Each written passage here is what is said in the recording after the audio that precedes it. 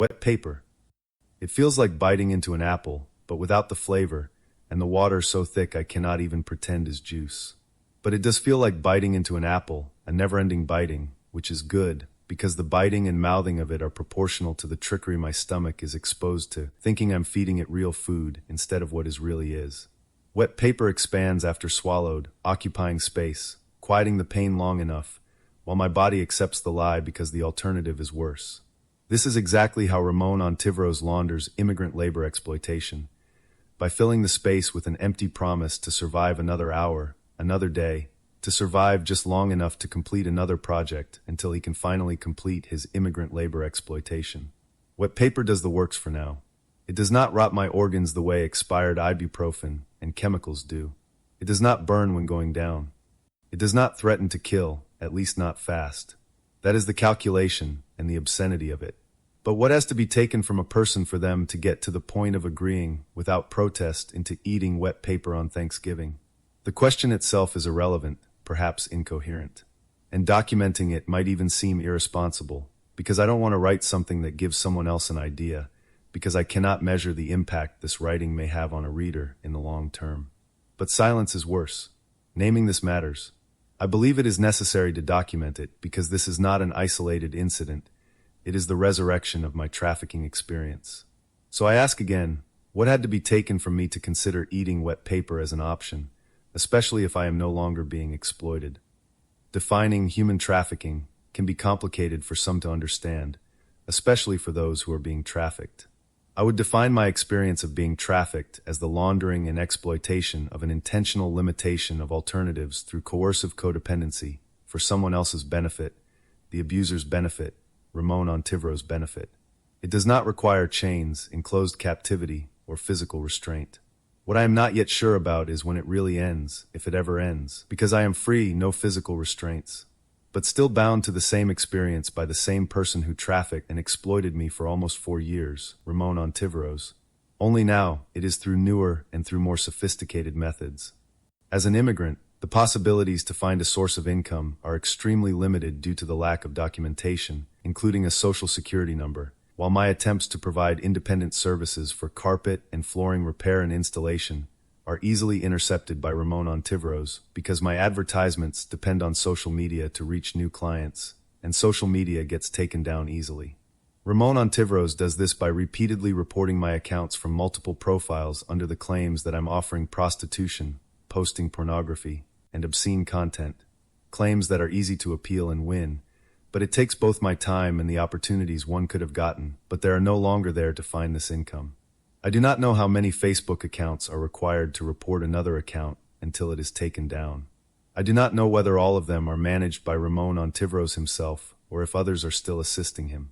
What I do know from experience is that I cannot create a fourth Facebook account because my device has been flagged as spam, and I cannot recover the others due to continuous reporting. At the same time, Ramon Ontiveros also threatens to notify immigration services, claiming I do not deserve being granted asylum because I am speaking publicly about what he did to me and explicitly naming him. Ramon Ontiveros' deportation threats are not nothing new compared to the AI-generated legal-looking documents he sends me and posts through fraudulent websites threatening me to sue me, request my arrest for the crimes committed, and he does this by utilizing words he cannot even pronounce, which is hilarious, especially if he really thinks that I believe he wrote that himself. It is difficult to put this into words and try to make sense at the same time because it sounds tribal, irrelevant, incoherent, especially to El Paso Police Department. It might be the reason they haven't taken me seriously since 2024, when I started requesting their assistance and claiming to be a victim of human trafficking and labor exploitation. This is interference with my livelihood. It is documented with evidence pointing to the person behind it, Ramon Ontiveros. This resurrection of my experience of trafficking has been happening since May 2025, and ignoring it has never worked. Every day that goes by is another chance Ramon Ontiveros gets to create another fake account. When he does, he reaches out to book a fraudulent appointment with the intention to make me lose money, time, gasoline, and other resources, while preventing me from acquiring real income and allowing precarity to grow. I know it's him behind the account, but what if it's not? I cannot afford to lose the opportunity, an opportunity that wasn't even there to begin with. This is not a personal conflict, as the El Paso Police Department suggested in 2024. It is not irrelevant to my trafficking experience. It is the reenacting of exploitation by limiting my alternatives as punishment for escaping. Even thought I was terminated without the possibility to retrieve months of wages withhold, or for seeking justice. Even Ramon Ontiveros' own admission that he caused everything on purpose to help me obtain federal protection so I could able to adjust my immigration status exposes his hypocrisy, because while claiming publicly to help me, he continues to punish me in private. I am aware I am naming him explicitly and publicly, but my disclosure began in October 2025. Ramon Ontiveros has exploited me since September 2021 and has been punishing me since early 2022.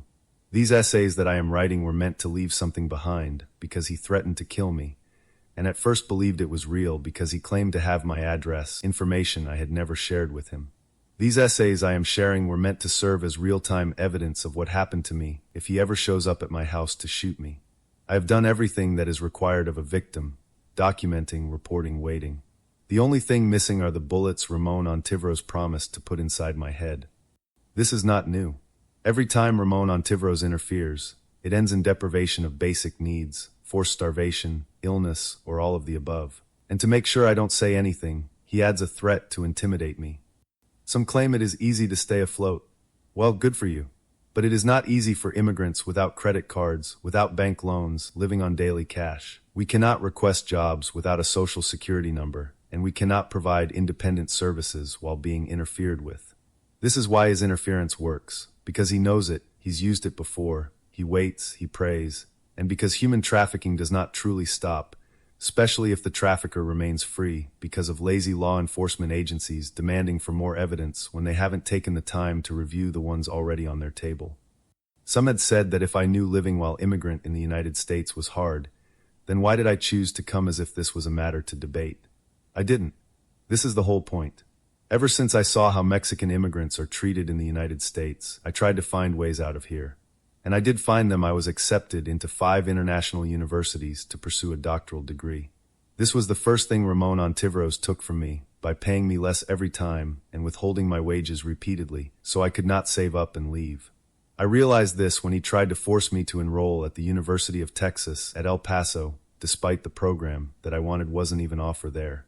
He made a whole plan on his head, and expected me to follow every step of it. There is not way I would have chosen to stay, especially for him, after I had been given the possibility to migrate legally to another country. Every time Ramon Ontiveros interferes, it ends in deprivation of basic needs, forced starvation, illness, or all of the above. And when it happens, he claims to stupidity. He says he didn't know, as if I had to provide an explanation to him with what I do with my life, looking for his approval. It is not an isolated case, it's a pattern. And all he does is to say he didn't know. He did know. Ramon Ontiveros does knows. But pretending to be stupid is easier than apologizing. Pretending to not know is his way to avoid accountability. But don't do anything to him or say anything that makes him uncomfortable, because he will demand an apology, and even after receiving it, he will still punish you, claiming you humiliated him. I tried to let go. I really tried to let go. I gave away everything I had before it was taken from me. I knew one thing. I was never coming back to El Paso. I slept on the floor for another month after that. The fastest I could get used to it, the better. Then I moved out of state. My sister said that I had to make a decision, and that was letting go of everything. And I did. I started once again. I was far away, but Ramon Ontiveros followed, like those stray dogs you feed once and then think you belong to them forever. Technology made it easy. I know, I've been told before. I could have deactivated my social media. But what is freedom if I have to erase myself or live in hiding to keep someone from finding me, especially when the job I perform depends on social media visibility? It is not me who has to disappear. It is Ramon Ontiveros' responsibility to understand what a boundary means.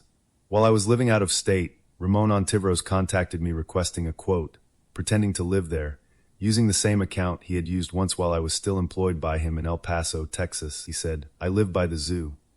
One would have to be Ramon Ontiveros kind of stupid not to notice, and even extremely stupid to think I wouldn't realize, especially when harassing someone who has the ability to remember everything. He didn't stop. He impersonated a person who wanted to license my music and sent a fraudulent check that I still have lying on my table, reminding me how far he has gone to retaliate. The FBI has another copy. This is forgery, and it adds up. And he did this for the purpose, so he could obtain my address to keep threatening me. When he did, he escalated again by threatening to hurt my sister and her children, and to make sure I knew he was serious, he started messaging her and her husband. This is when I decided to return to El Paso. Now he wants me to file a restraining order to signal I do not want him around. If I could press a button to erase Ramon Ontiveros' existence, I would press it nonstop to make sure he doesn't respawn back in. But he must exist in this reality to face accountability, and allowing him to exist does not mean I must listen to him. Ramon Ontiveros is not the type of person that stops. He is the type of person who needs to be stopped. He has presented himself as a person who does not take no for an answer. He claims to have integrity, transparency, to be smart and understanding, to know how to play the game. A game he doesn't seem to understand. No one wants to play with him. I struggle with that self-presentation because he still does not understand that he cannot and will not tamper with my testimony. Because one thing is clear, every time he interferes, conditions worsen. And when they do, then he puts on a stupid, mediocre face and says he didn't know. He cannot claim to understand consequences and simultaneously present himself as ignorant. One must be lying, stupid, or both. I believe in the case of Ramon Ontiveros the answer is the third. Ramon Ontiveros first withheld weeks of wages intermittently to prevent me from leaving for school. Then through sustained wage withholding prevented me from returning to Mexico after I escaped domestic violence in May 2022, which led to revictimization into a situation where I was constantly forced to sleep outside the apartment I was also paying for, while calling me a wetback repeatedly. In the following weeks, he continued to sustain wage withholding, forcing me to starve for 24 consecutive days, while using my stolen wages to finance human smuggling according to his own admission. Then he came with threats of deportation, to make sure I didn't say anything. After this, retaliation, harassment, and hostile work environment followed.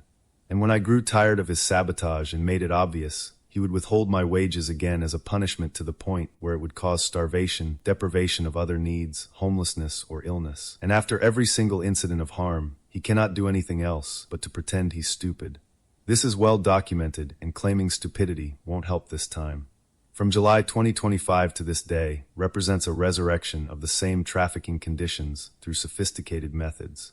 The pattern is clear, and this time Ramon Ontiveros has interfered, has resulted in forced starvation, deprivation of basic needs, and illness. I just need to lose my apartment to say all the above.